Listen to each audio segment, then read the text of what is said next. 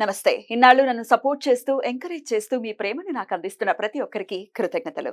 అలాగే ఈ వీడియో కూడా ఖచ్చితంగా మీకు ఉపయోగపడుతుంది. లైక్, షేర్ అండ్ సబ్స్క్రైబ్ చేసి మీ సపోర్ట్‌ని నాకు అందించండి. అలాగే ఈ వీడియో పట్ల మీకున్న అభిప్రాయాన్ని కామెంట్ సెక్షన్‌లో కామెంట్ చేసి తెలియజేయండి. ఇప్పుడు వీడియోని చూద్దాం. నమస్తే, వెల్కమ్ టు అవర్ ఛానల్. నేను పద్మిని. ప్రస్తుతంతో పాటు ప్రముఖ ఆధ్యాత్మికవేత్త, వాస్తు జ్యోతిష పండితులు, లలిత ఉపాసకులు, వాస్తు జ్యోతిష శిక్షణ నిపుణులు బ్రహ్మశ్రీ నానాజీ పట్నాయక్ గారు మనతో పాటు ఉన్నారు. మాట్లాడదాం. సార్ నమస్తే. సార్ శ్రీమాత్రే నమః. సార్, ఒక యాంకర్ లా కాకుండా ఒక కామన్ మ్యాన్ లాగా, కామన్ పర్సన్ లాగా మాట్లాడమంటారా? ఎందుకు వచ్చిన గ్రహణాలు, ఎందుకు వస్తున్నాయి, ఎందుకు వచ్చిన యూట్యూబ్, ఏమిటి మాకి మమ్మల్ని ఇలా భయభ్రాంతులకు గురి చేయటం అని సామాన్యులు అనుకునేటటువంటి పరిస్థితుల్లోనే ఉన్నాము. మనకి కనిపించని, మనకి లేనటువంటి ఒక వలయాకార సూర్యగ్రహణం ఏర్పడుతోంది ఎక్కడో అర్జెంటీనా అండ్ చిలీ ఇలాంటి ప్రదేశాలలో, అంటే సౌత్ అమెరికా అక్కడ మాత్రమే ఉంది, మనకి లేదు మహాప్రభో అని మొన్న చంద్రగ్రహణం అప్పుడు మీరు మన వాళ్ళందరూ కూడా చెప్పారు, మీరు కూడా చెప్పారు. ఇప్పుడు మళ్ళీ తమాషా, నేను ఎక్స్పెక్ట్ చేసినట్టే సూర్యగ్రహణానికి కూడా ఇదే తమాషా వచ్చేసింది. ఉన్నది ఒకటే సూర్యుడు, ఒకటే చంద్రుడు, సో ఆబ్వియస్ గా ఆయనకు పవర్ లేదు. ఇట్లా ఇల్లాజికల్ లాజిక్స్ ని తీసుకొని వస్తున్నారు. What is your opinion sir? ఇంకా అంతమే అని కూడా రాసేస్తున్నారు కొంతమంది. మనం ఒకటి చెప్తే అక్కడ ఇంకోటి రాసేస్తుంటారు. మీరు రాయకండి నాయన.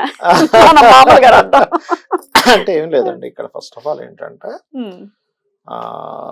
మనస్కారకుడు, ఆత్మకారకుడు ఒకే దీంట్లోకి వచ్చినప్పుడు మహర్షి మనకు చెప్పినటువంటి విషయం ఏంటంటే, నాన్న నువ్వు జపం చేసుకో, అమ్మవారి ఆరాధన, లేకపోతే నీకు విష్ణు అయితే విష్ణువనం, ఒక బీజాక్షరం అని చెయ్యి.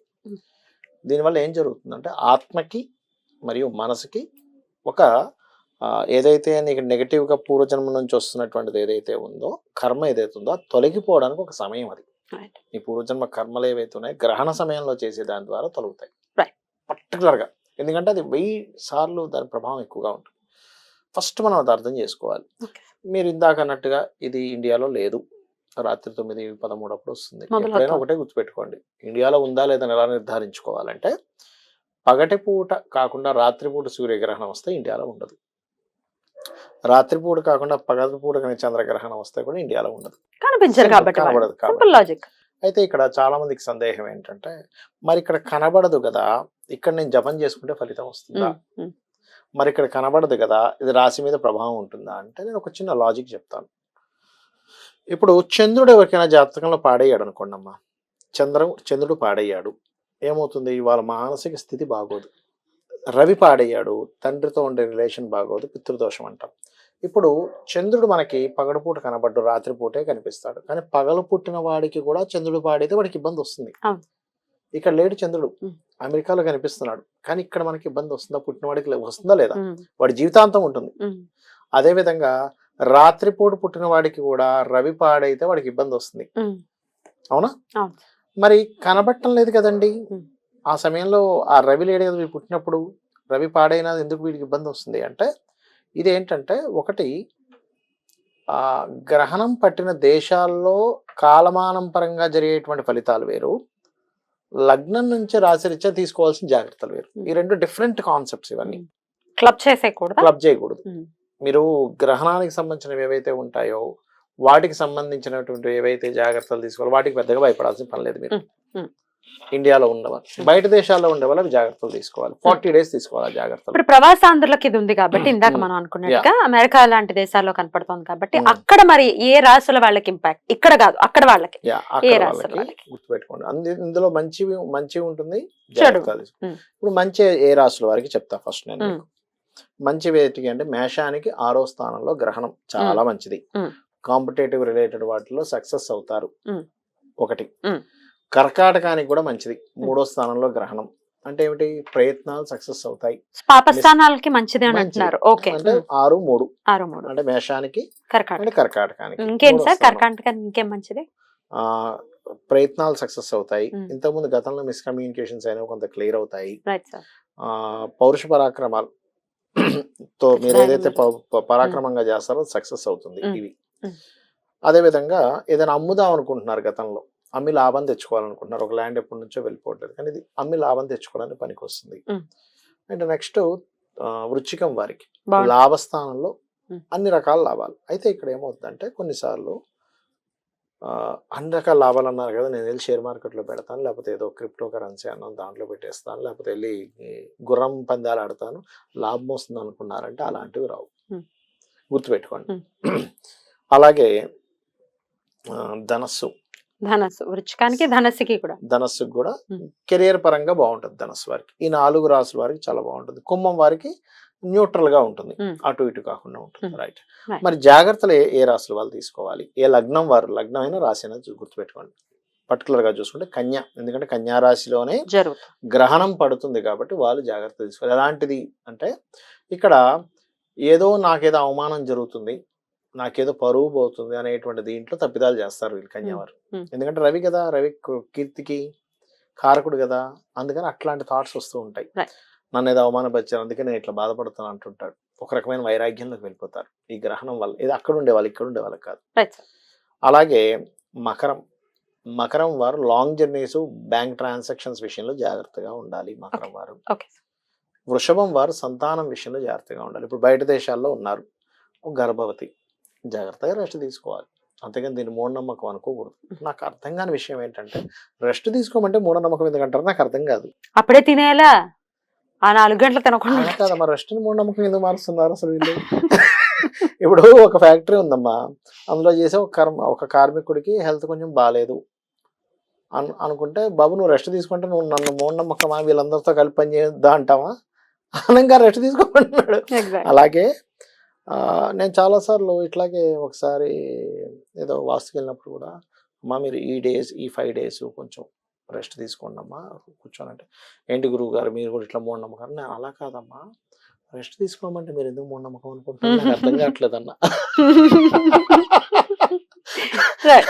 అదే కదా, అసలు గ్రహణం టైంలో చాలా ప్రూవెన్ కూడా ఇది, కావాలంటే మనం ప్రూవ్ చేయొచ్చు కూడా. గ్రహణం టైంలో ఒకవేళ గర్భవతులు తిన్నా, లేకపోతే ఏదైనా చేయకూడని పనులు, పెద్దవాళ్ళు చెప్పినవి చేయకూడని పనులు చేస్తే దానికి సంబంధించిన 100% రిజల్ట్ ఉంటే తీరుతుంది. We can prove it. ఒక్క 2-3 గంటల సేపు శుభ్రంగా నిద్రపో. నేనేమి అక్కడికి వెళ్ళి నేను మూటలమయ్యి రాళ్ళు మయ్యే గ్రహణ సమయంలో నువ్వు వెళ్ళి రాళ్ళు కొట్టాలి, లేకపోతే ఇంకోటి ఏదో చేయాలి అనట్లేదు. నువ్వు మోకాల మీద కూర్చో, గోడ కూర్చేసుకొని చెప్పట్లే, పడుకో శుభ్రంగా నిద్రపో అంటే కూడా నీకు ఇందులో ఇంకోటి ఏదో కనిపిస్తుంది అంటే ఇంకేమనాలి అనేది ఒకసారి ఆలోచించాలి. కాబట్టి వృషభం వారు జాగ్రత్తగా ఉండాలి సంతానం విషయంలో. ఎందుకంటే వృషభం వారికి పంచమంలో జరుగుతుంది, వాళ్ళు జాగ్రత్తగా ఉండాలి. ఓకే. ఇంకోటి సింహం వారు ధన విషయంలో జాగ్రత్తగా ఉండాలి గ్రహణంలో. అండ్ తులవారు ఇన్వెస్ట్మెంట్స్ విషయంలో జాగ్రత్తగా ఉండాలి, వీళ్ళు జాగ్రత్త పడాలి అంతే. మిథునం వారు ఏదైనా ప్రాపర్టీస్ డీల్స్ చేసే విషయాల్లో జాగ్రత్తగా ఉండాలి మిథునం వారు. వీళ్ళు ఇంకోటి మీనము వారు వివాహ సంబంధించినటువంటి మాటలు మాట్లాడుకునే విషయాల్లో జాగ్రత్తగా ఉండాలి. ఇది అన్ని రాసుల వారు జాగ్రత్త తీసుకోవాల్సినటువంటిది. ఇక్కడ కాదు, అక్కడ వాళ్ళు ఇక్కడ మనం భయపడాలి. ఇక్కడ వాళ్ళు కూడా ఒక 40 days కొంచెం ఈ విషయాలు జాగ్రత్తగా ఉంటే మంచిది. సంతానం కోసం గర్భవతులు పెద్దగా ఇక్కడ ఏం పాటించాల్సిన లేదు, ఎందుకంటే మన గ్రహణం లేదుగా, ఇబ్బంది లేదు. రైట్ సార్, ఇక మనం అసలు మాట్లాడుకోవాల్సినటువంటి టాపిక్ ఇంకొకటి కూడా ఉంది, మహిళా అమావాస్య. అది సార్. అయితే గోచార రీత్యా ఇంకొక ప్రశ్న సార్, చతుర్గ్రహ కూటమి అనేది జరుగుతోంది. ఎందుకంటే కేతు, రవి, చంద్ర అండ్ బుధ కన్యా రాశిలోనే ఉంటున్నారు. ఈ 4 గ్రహాలు ఒకే రాశిలో ఉండటము, అమావాస్య ఆబ్వియస్ గా వాళ్ళిద్దరు రవి చంద్రులు కలుస్తారు కాబట్టి అమావాస్య కాబట్టి, మరి దానికి ఏమైనా ఇంపార్టెన్స్ ఉంటుందా ఇక్కడ మనకి? ఇది ప్రపంచ వ్యాప్తం మొత్తం ఉంటుంది. ఎలా అంటే రవి ఎప్పుడైతే, మనం గతంలో కూడా ఒకసారి చెప్పాను, ఇంకో 15 days ముందే చెప్పాను, ఇది ఇట్లా రాబోతుంది, కొన్ని గవర్నమెంట్ సంబంధించిన విషయాలు విపరీతమైనటువంటి వ్యతిరేకత వస్తుంది ప్రపంచ దేశాలు వీటిలో వచ్చింది. ఆల్రెడీ మనం 15 days బ్యాక్ 20 days బ్యాక్ చెప్పాను, ఆల్రెడీ వస్తుంది. కొంతమందికి మంచి పేరు కూడా వస్తుంది, ఎందుకంటే రవి ఎప్పుడైతే తులలోకి వచ్చి కుజుడితో చూడబడతాడో అప్పుడు నీచభంగ రాజయోగం జరుగుతుంది రవికి కుజుడికి. అదొకటి. పెద్ద పెద్ద ఫ్యాక్టరీస్ ఏమైనా సరే ఇంప్లిమెంట్ అవుతాయి దీనివల్ల, కుజుడు నీచభంగ రాజయోగం వల్ల, రవి నీచభంగ రాజయోగం వల్ల. అంటే ఒక పెద్ద ఇన్ఫ్రాస్ట్రక్చర్ లేదా ఒక పెద్ద ఇది ఒక నాయకులు తేవడం వల్ల కూడా ఒక మంచి జరుగుతుంది దీనివల్ల. Plus at the same time కుజుడు శనిని చూస్తున్నందుకు గందరగోళాలు కూడా జరుగుతాయి. అంటే ఒక గొప్ప మంచి ఉంది ఈ గ్రహణం నుంచి, గ్రహణానికి ముందు నుంచే స్టార్ట్ అవుతుంది. అండ్ 40 days ఉంటుంది దాని ప్రభావం. అలా ఉంటుంది. సామాన్యుల మీద సార్, సామాన్యుల మీద అంటే అమ్మ ఇప్పుడు చూడండి బార్డర్స్ దగ్గర నివసిస్తుంటారు, అట్లాంటి వాళ్ళకి కొంచెం ఈ యుద్ధం వల్ల జరిగే ఇబ్బందులు, లేకపోతే కొన్ని మత కలవరాల వల్ల జరిగే ఇబ్బందులు, ఉంటాయి. లేకపోతే అనవసరంగానే అగ్రెసివ్ నేచర్ రావడం మనుషులకి. ఎందుకంటే అది కాకుండా ఇది ఈ సంవత్సరం పేరే క్రోధినామ సంవత్సరం కదా. కుజుడు ఎప్పుడైతే నీచ పొందుతాడో తన ప్రభావాన్ని విపరీతంగా చూపిస్తాడు. Right. అంటే కొన్ని యాక్షన్గా కొన్ని నిర్ణయాలు తీసుకోవడం, ఆ నిర్ణయాల వల్ల కొంత గందరగోళం.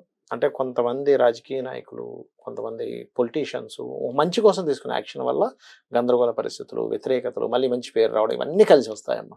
జాగ్రత్తలు తీసుకోవాలి. ఎగ్జాక్ట్. ఆరాధన విషయంలో ఏం చేసుకోవచ్చు సార్? ఇవన్నీ పక్కన పెట్టేసి, గోచారం పక్కన పెట్టేసి, మాకు రక్షణ కవచంగా ఉండాలి భగవత్ శక్తి అనుకుంటే కనుక ఎటువంటి ఆరాధన చేసుకోవచ్చు? ఒకటేనమ్మా, ఇప్పుడు ఎట్లాగా అమావాస్య వస్తుంది కాబట్టి ఆ రోజు వీలైతే కనుక చండి చేసుకోవచ్చు. మీరు ఇందాక పితృదేవతలు అన్నారు, పితృదేవతలకి దానం ఇవ్వాలి. రాహువు, కేతువు, కుజ, శని గ్రహాల దగ్గర దీపారాధన చేయాలి. బయట కంట్రీస్లో ఉండేటువంటి వారు గ్రహణం ఎవరికైతే ఎక్కువ ప్రభావం ఉందో వాళ్ళు గోధుమలు, బియ్యము, మినుములు, ఉలవలు, చంద్ర ప్రతిమ, రవి ప్రతిమ, దాంతోపాటు ఒక ఇత్తడి గిన్నెలో ఆవు నెయ్యిని పెట్టి దానంగా ఇవ్వాలి. నాగపడికి కూడా ఇస్తే మంచిది. ఈ ఫలితాన్ని వీటి నుంచి బయటపడవచ్చు. రైట్. ఇక మాట్లాడుకోవాల్సినటువంటి అంశం మహాలయ అమావాస్య. అత్యంత పవర్ఫుల్ డే అని ఖచ్చితంగా చెప్పుకోవచ్చు. ఎటువంటి పరిస్థితుల్లో మహాలయ అమావాస్యని ప్రతి ఒక్కరూ కూడా యూటిలైజ్ చేసుకోవాలి. ఎట్లా మరి ఏం చేయమంటారు? ఒకటమ్మా, మనకి గరుడ పురాణంలో చెప్పిన అంశం యథాతథంగా నేను మీకు చెప్తాను చూడండి. ఎప్పుడైతే మహాలయ అమావాస్యలు వస్తాయో, లేదా వాళ్ళకి తిథులు ఎప్పుడైతే మనకి వస్తుందో, ఖచ్చితంగా బయట పితృదేవతలు వచ్చి వెయిట్ చేస్తుంటారు మన గుమ్మం దగ్గర. అందుకే మన వాళ్ళు ఆబ్దికాలది ఉన్నప్పుడు బయట ముగ్గు వెయ్యరు. అవును, వేయకూడదు కూడా. బొట్టు కూడా పెట్టుకోరు. ఆ రోజు ముగ్గు గనక వేసినట్లయితే దేవత ఆరాధన జరుగుతుందని అర్థం. ముగ్గు వేయకపోతే పితృదేవత ఆరాధన జరుగుతుందని అర్థం అనమాట ఆ రోజు. సో అందుకని ముగ్గు వెయ్యరు. ఆ ఒక్కరోజు మాత్రమే. ప్రతిరోజు కాదు, ఆ ఒక్కరోజు మాత్రమే. ఏ రోజైతే ఆబ్దికం చేస్తామో ఆ రోజు. వచ్చినటువంటి పితృదేవతలు ఎందుకు వస్తారు మన దగ్గరికి? ఫస్ట్ ఆఫ్ ఆల్ ఏంటంటే మనం బ్లెస్ చేయడానికి వస్తారు. మనం బ్లెస్ చేయడానికి వస్తున్నారని కూడా మనం చాలా జాగ్రత్తగా చేయాలి.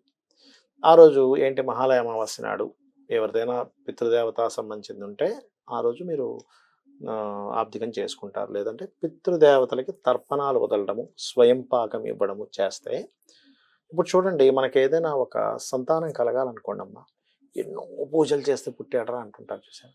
ఎన్నో పూజలు చేయాలి దేవతలకు, తెలుసా మీకు? సంతానం కలగాలంటే, ఒక మంచి హస్బెండ్ రావాలి లేదా వైఫ్ రావాలంటే ఎన్నో పూజలు చేయాలట. ఎన్నో జన్మలు పూజలు చేయాలి.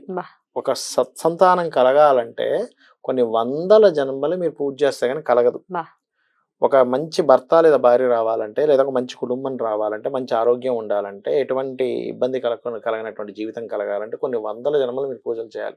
అలాంటి వందల జన్మల పూజలు చేసేటువంటి ఫలితం పితృదేవతల తర్పణం మొదల ద్వారా వస్తుంది. బాబా, ఎంత సులభం సార్, చాలా సులభం. అది మనం అర్థం చేసుకోవాలి. ఎక్కడ వందల జన్మల పూజలు, ఎక్కడ ఒకసారి మీరు తర్పణం.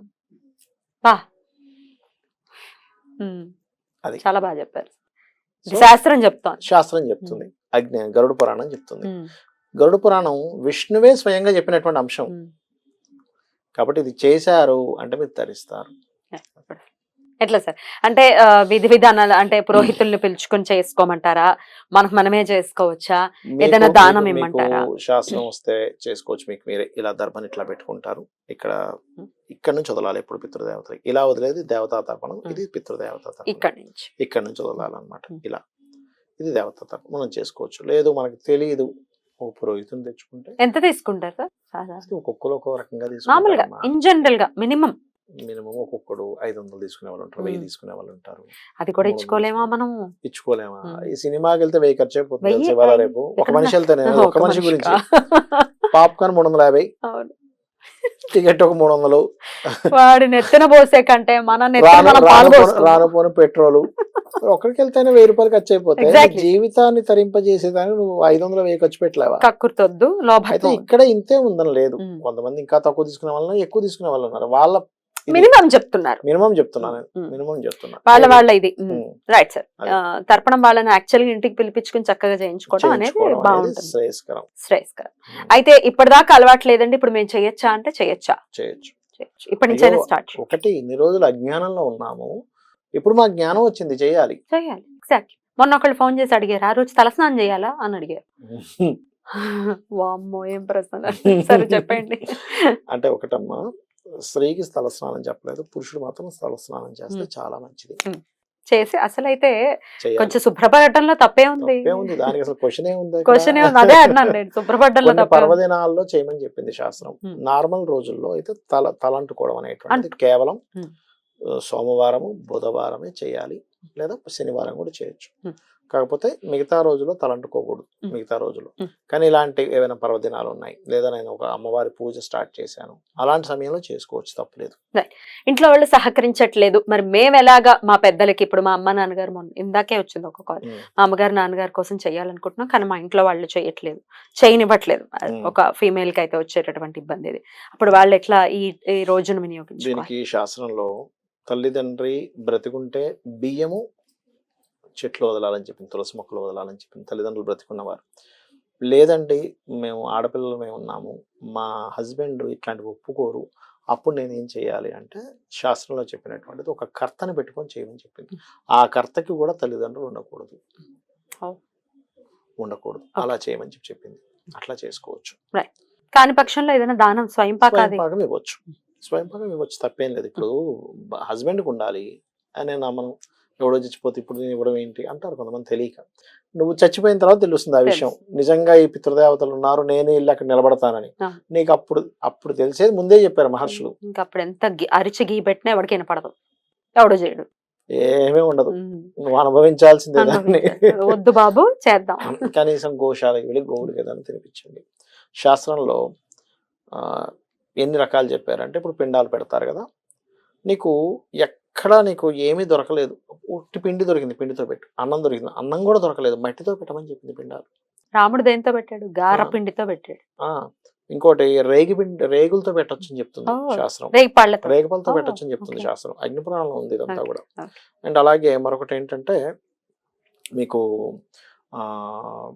పిండాలు మనం తీసుకెళ్ళి నీళ్ళలో వేస్తాం, అగ్నిలో వేయొచ్చు అని చెప్తుంది, గోవుకు తినిపించవచ్చు అని చెప్తుంది, పక్షులకు వేయొచ్చు అని చెప్తుంది. ఇవేమీ దొరకలేదంటే మనుషులు నడవనటువంటి ప్రదేశంలో గొయ్యి తీసి పాత పెట్టమని చెప్పింది, అట్లా కూడా చేయొచ్చు అని చెప్పి. ఈ విధానాన్ని అనుసరించుకొని ఖచ్చితంగా మహాలయ అమావాస్యని ప్రతి ఒక్కరూ వినియోగించుకోవాలని మరీ మనవి చేస్తూ, కొన్ని కొత్త ప్రశ్నలు వస్తూ ఉంటాయి సార్, అన్ని నేను అడ్రస్ చేసేయాలన్న అర్జ్తో ఉంటాను నేను, అన్ని అడిగేయాలి. కొన్ని నాకు కూడా థాట్, ఏమైనా అలాంటి డౌట్స్ ఉంటే కనుక కమెంట్ సెక్షన్ లో కమెంట్ చేయండి. ఈసారి సార్ వచ్చినప్పుడు డెఫినెట్ గా వాటికి ఆన్సర్ చెప్పించేటటువంటి ప్రయత్నం చేస్తాను. Is it okay sir? 100% తెలియాలి కదా, మనకి తెలియడం కోసం. Thank you so very much sir. నమస్తే. శ్రీమాత్రే నమః.